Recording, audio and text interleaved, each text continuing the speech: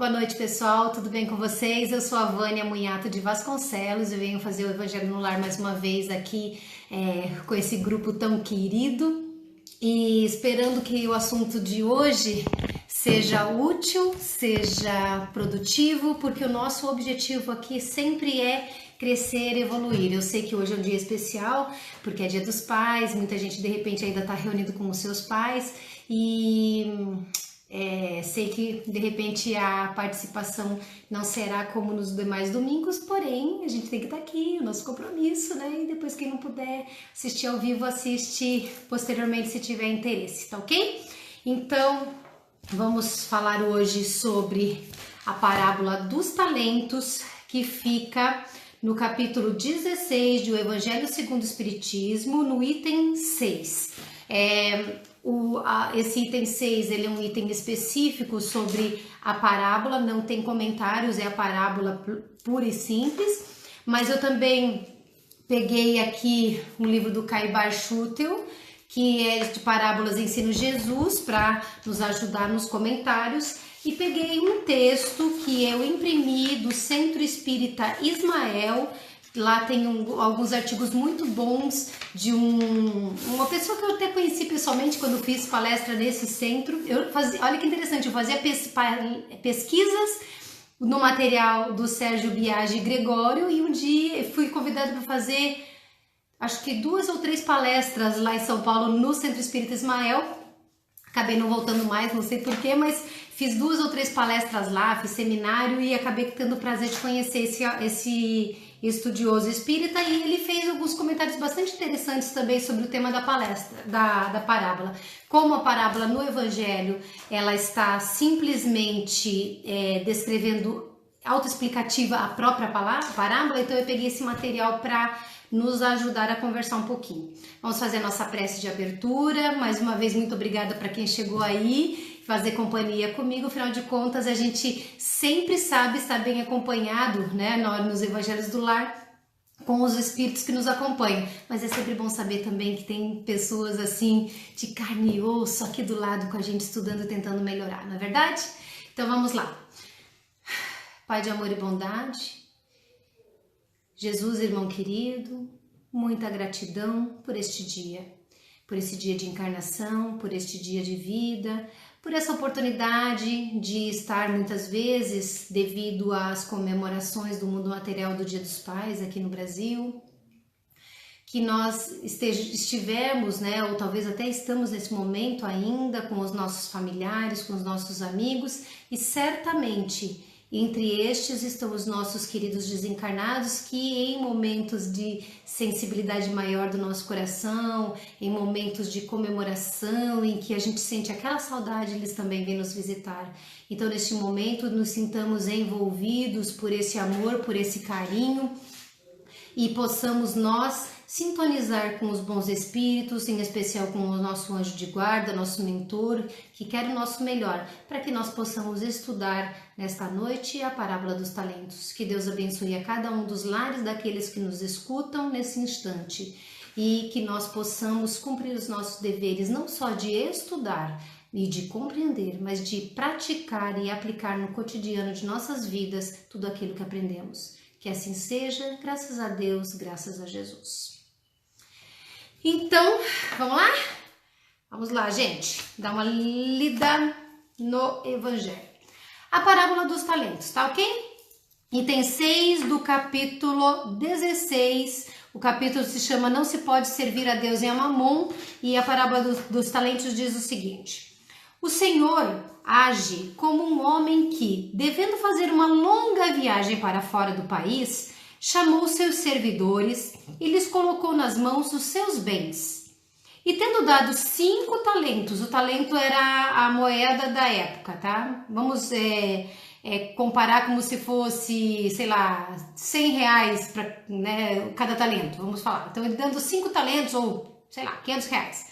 5 talentos a um, 2 a outro e 1 a outro, segundo a capacidade diferente de cada um, logo partiu.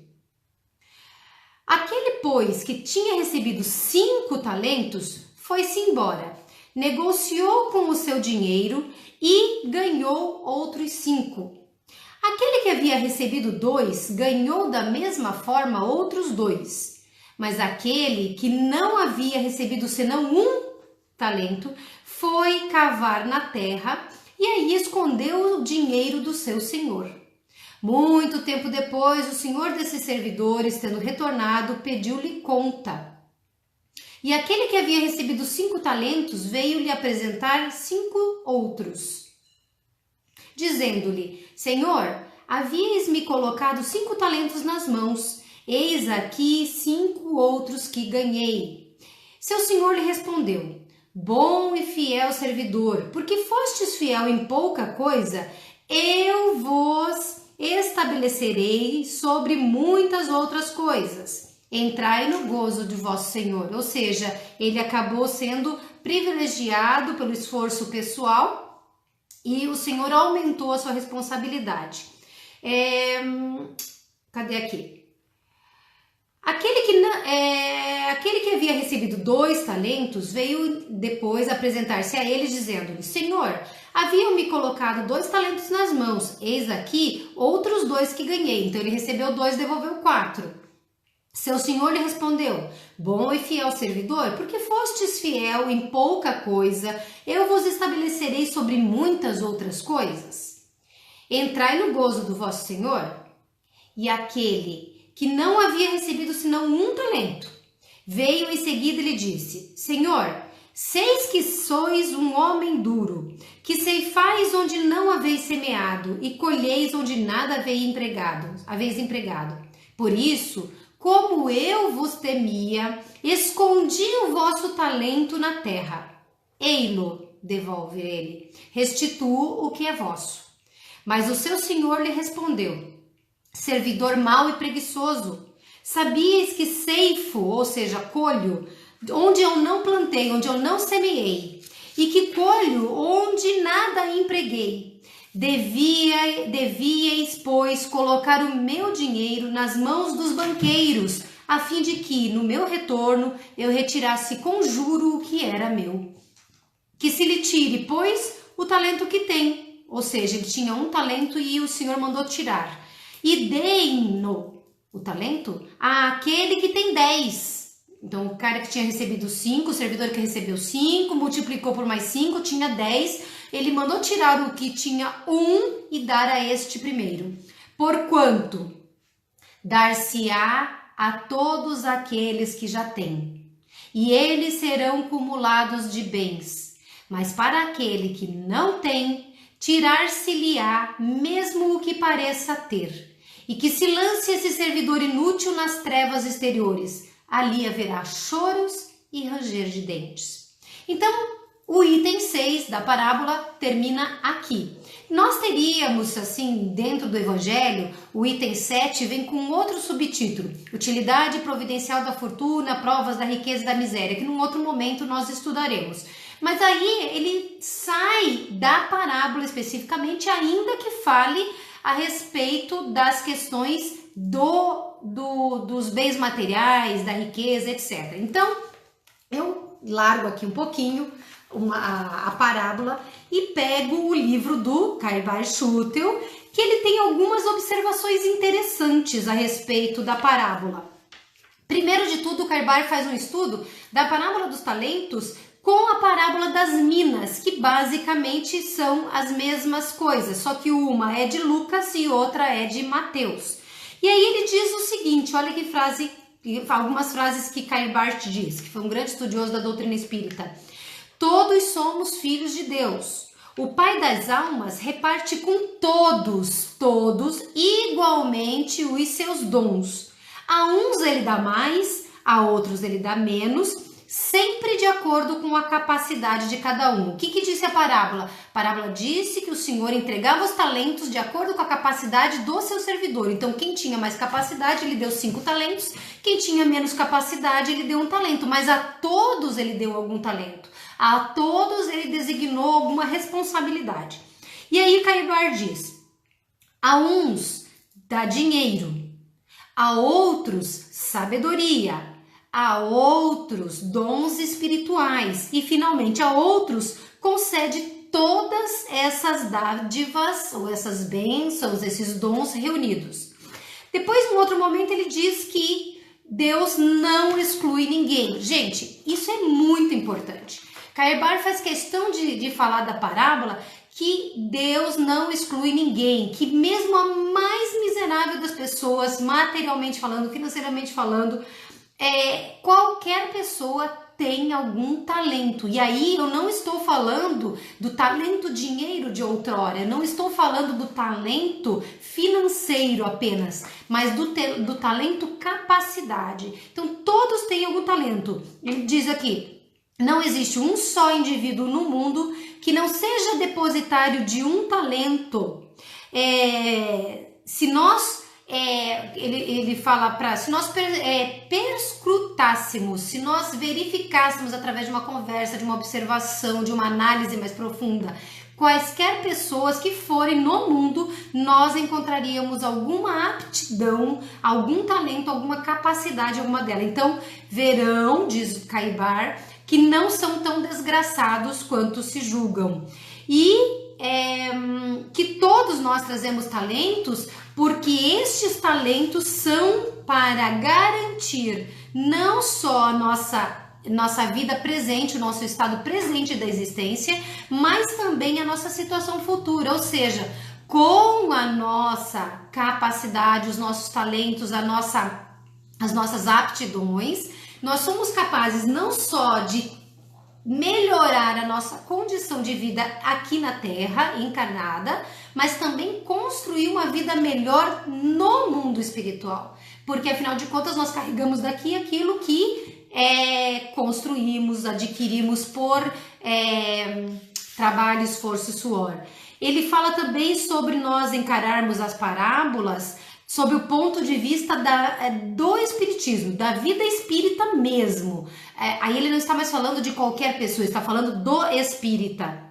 Ele diz assim, que é com relação ao nosso conhecimento, porque a gente está estudando. Se nós estamos estudando, o que está acontecendo? Nós estamos saindo da ignorância, nós não temos mais a desculpa da ignorância, gente. Percebem que o conhecimento, ele nos é um instrumento sagrado para a melhoria da nossa existência, da nossa condição moral, intelectual, material, afetiva, mas a ignorância nos faz ter alguma desculpa e nós não estamos tendo. E aí, quando Cairbar, na análise da parábola, ele se dirige aos espíritas, ele diz assim, que é sabido que esses conhecimentos, os conhecimentos espíritas, quando bem entendidos e aplicados, são uma fonte de felicidade. Por que felicidade? Tem gente que é espírita e infeliz aqui na Terra, porque as suas provas, as suas expiações são difíceis. Porém, são felizes por quê? Porque sabem lidar com a prova, sabem lidar com a expiação, entendem por que isso está acontecendo na vida delas, compreendem que devem ter vivenciado experiências no passado que não foram realizadas de uma forma bondosa, generosa, não foram corretas, e que a consequência é para não só nós expiarmos, resgatarmos, mas também corrigirmos isso através da mudança de conduta. Então, de uma certa forma, o espírita que pratica aquilo que conhece se torna uma pessoa melhor, portanto é mais feliz. E aí ele diz, e ao contrário, quando mal entendidos ou mal aplicados, perceba uma coisa, não é só uma questão de entendimento, porque tem gente, é claro, que não vai entender, e aí não vai conseguir fazer render o talento do conhecimento espírita como haveríamos de conseguir. Mas o pior não é o que não entende, o pior é o que não aplica aquilo que sabe. Quando nós não cumprimos os nossos deveres, nós acabamos semeando plantações que nós não gostaríamos de colher. Aliás, essa semana eu fiz um texto falando, o título do meu texto é Jesus fala aos hipócritas. E eu não só estou me referindo quando Jesus falou aos hipócritas lá há 2000 anos, mas aos hipócritas de hoje, que muitas vezes sou eu, ou são vocês, ou são religiosos, não só espíritas, mas de qualquer religião, ou qualquer pessoa que tenha muito conceito filosófico e moral bom, mas faz o contrário daquilo que prega. Então, depois, se vocês quiserem, dê uma chegadinha ali no meu perfil para dar uma olhada aqui no Facebook, para dar uma olhada no texto que Jesus fala aos hipócritas. E nós, muitas vezes, somos hipócritas. Então, o que Caibar está falando é daqueles que têm o conhecimento espírita, sabem o significado, mas não aplicam. E aí ele diz, são como setas de remorsos cravadas nas consciências desviadas do bem e da verdade. Porque nós somos capazes de pegar uma verdade, adulterá-la para ficar ao sabor do nosso gosto, da nossa preferência, e ao fazer isso a gente adulterar essa verdade e viver, não, é assim, assado, tudo bem. E aí, como essa forma de agir, a semeadura não quer dizer que não foi feita, e a colheita não quer dizer que não será obrigatória, tá? Que mais? Ele também fala que aquele que recebem a doutrina e os dons espirituais, inclusive mediunidade, e não os observam ou os aplicam mal, prejudicando a causa. Qual causa? A causa espírita, pela qual deviam zelar, são semelhantes aos que enterraram os talentos. Ou seja, nós recebemos o conhecimento, nós compreendemos a importância disso, mas a gente simplesmente não expõe. Sabe o que é? A minha família inteira é evangélica, a minha família inteira é católica, e eu não quero estressar, não quero atritar. Não, a família do meu marido, ela é inteira assim, a família da minha esposa é inteira assado, e eu não quero obrigar. Porque meu chefe não gosta de espírita, porque o outro tem preconceito com a Umbanda, vai pensar que eu espírita sou umbandista. E aí, por vergonha, por comodismo, por falta de convicção, de valor, muitas vezes deixa aquilo do lado. Você já pensou o que a gente partir desta vida com o conhecimento que nós temos e não praticado, não aplicado? É muito triste, deve ser muito doloroso olhar para trás e dizer eu perdi uma oportunidade sagrada de existir. E aí, quanto ao texto do Sérgio Biagi Gregório, que eu retirei, o título do texto dele é Parábola dos Talentos mesmo, e ele é no site Centro Espírita Ismael, para quem quiser, tem muitos artigos legais, ele faz ótimos estudos, gosto muito. Ele fala não só o que a gente já comentou, mas ele menciona que o espírito do irmão X, que foi um espírito psicografado pelo Chico Xavier, no livro Estantes da Vida, o irmão X faz uma interpretação da parábola dos talentos de uma forma muito legal, eu gosto muito. Veja lá, ele diz assim, ao primeiro que nós sabemos que receberam 5 talentos, o Senhor deu a eles dinheiro, poder, conforto, habilidade e prestígio.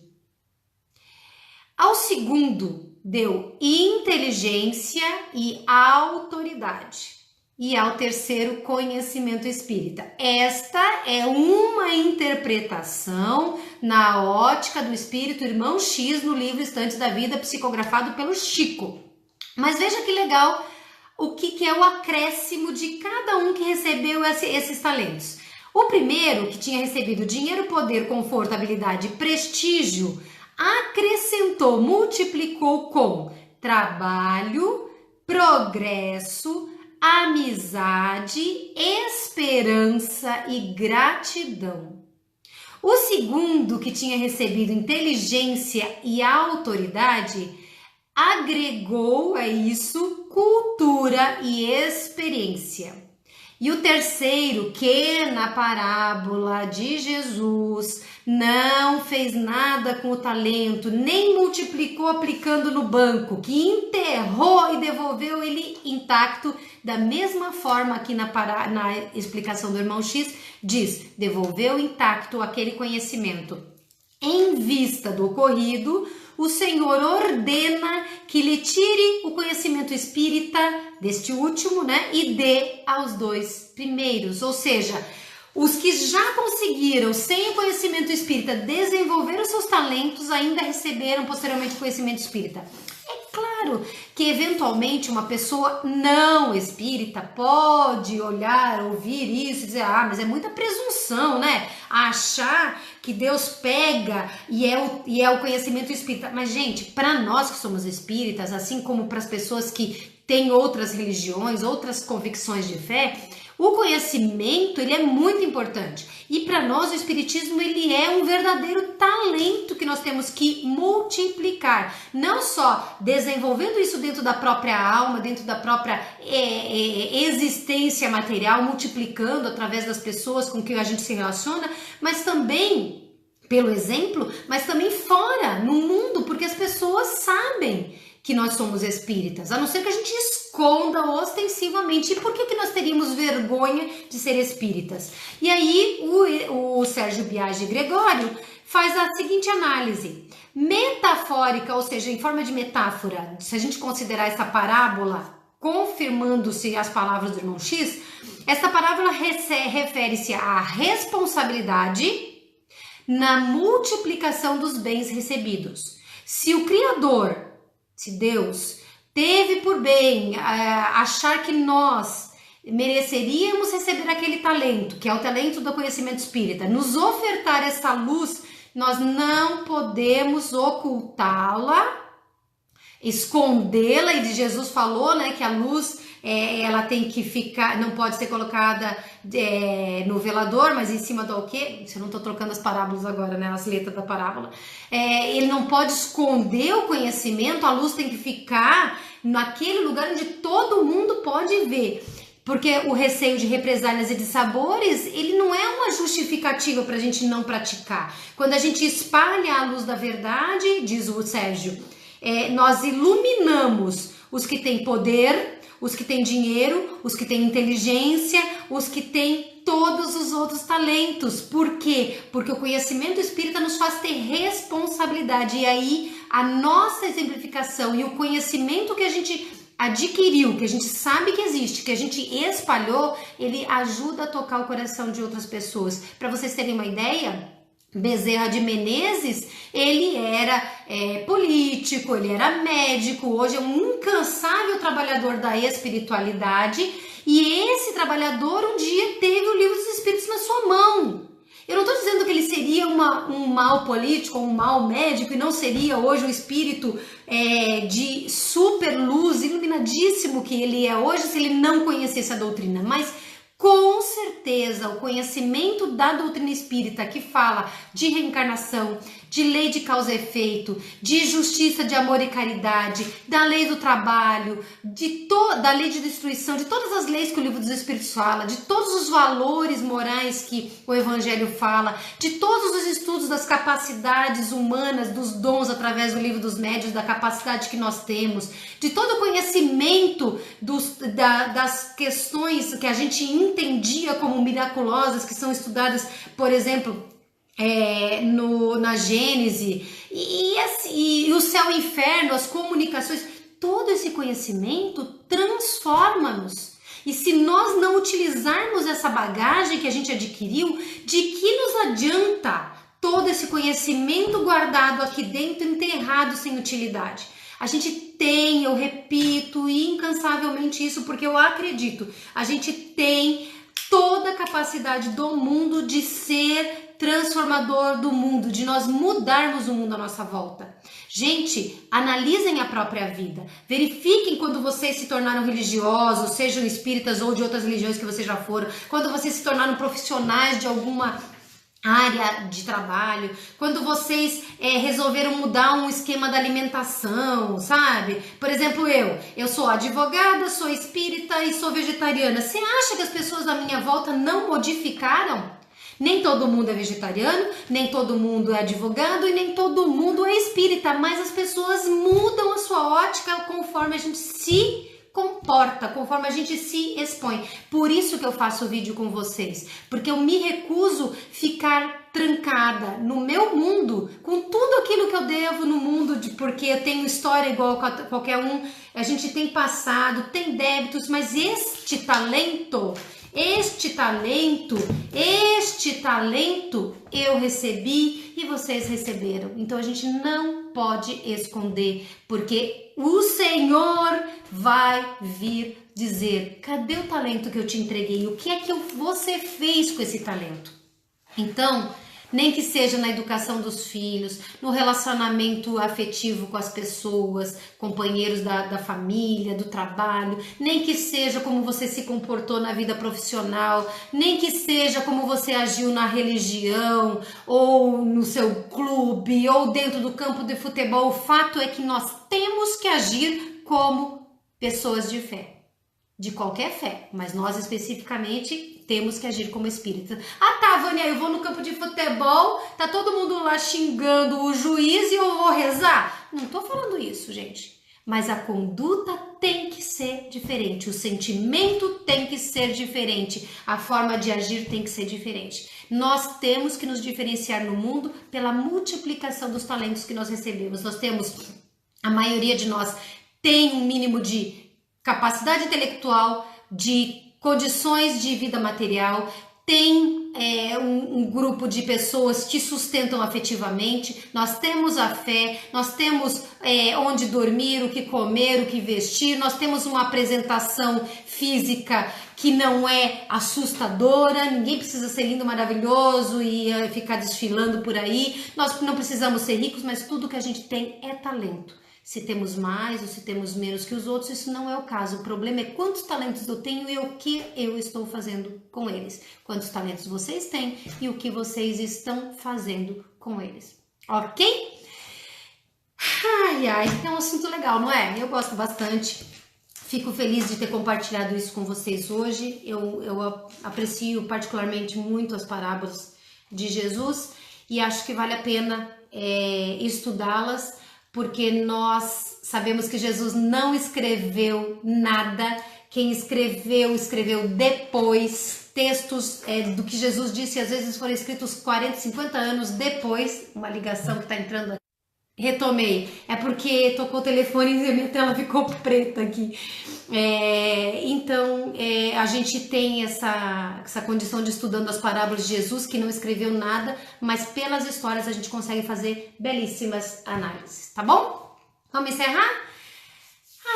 Vamos lá, gente. Sendo gratos a Deus, aos nossos mentores espirituais, aos amigos da espiritualidade, aos espíritos familiares, a todos aqueles que se importam com a nossa evolução e nosso conhecimento. Especificamente muito gratos a Jesus, que teve todo esse amor para reencarnar. A gente às vezes cansa tanto de estar aqui e Jesus nem precisava e veio e aguentou 33 anos de uma vida muito difícil que havia na Terra há 2000 anos atrás. Enfrentou o poder, o preconceito, enfrentou a ignorância, enfrentou aqueles que não queriam a evolução, que não queriam perder os seus status e ainda conseguiu, com tudo isso, trazer para nós aqui esse conhecimento. E nós estamos estudando a mensagem de Jesus porque nos torna melhores. E assim, saímos desta conversa de hoje melhores. Saímos daqui com mais esperança, com mais coragem, com uma reavaliação da própria conduta. Nós precisamos analisar para que não venhamos posteriormente chorar por ter desperdiçado o tempo e o talento. Nós temos que refletir o que estamos fazendo da própria vida e que Deus nos inspire, que segure nas nossas mãos, que nós possamos caminhar sabendo que estamos sendo sustentados para que nós utilizemos cada uma das nossas capacidades para o bem, para o amor, para a fraternidade, para a justiça, para a paz. E que Deus abençoe a cada um de nós, no dia de hoje, em especial a todos os pais. Pais que são mães, pais que são pais, pais que são avós, pais que são irmãos, pais que são tios, pais que são amigos, pais que são professores, pais que estão nos papéis diversos da nossa sociedade, mas que também fazem o papel de pai. E ao Pai Maior, a nossa imensa gratidão, o nosso amor mais profundo e nosso pedido de misericórdia por todos os nossos erros e nossas inferioridades, que não nos deixe jamais sozinhos aqui e que não caiamos em tentação por falta do seu amor. A gente sabe que se acontecer qualquer coisa, Ele está nos amparando e só depende de nós conseguirmos seguir na direção da luz que Ele colocou no mundo e que muitas vezes a gente não enxerga, mas está aqui. Que Deus abençoe a todos vocês, que Jesus ampare, tenham uma semana de luz, de paz, de amor. Daqui a 15 dias, se tudo der certo, eu volto a estar com vocês para a gente estudar mais um pouquinho do Evangelho, tá bom? Gente, boa noite, muita luz, muita paz e muito amor. E obrigada pela companhia. Tchau, tchau.